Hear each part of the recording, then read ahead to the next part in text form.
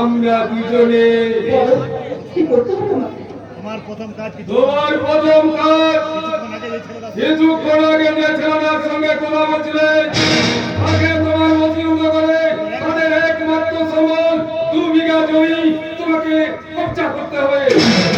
কারণ ওই জমির উপর গড়বে আমার জনতা ব্যান্ডের মদের তারপর আগে বলো।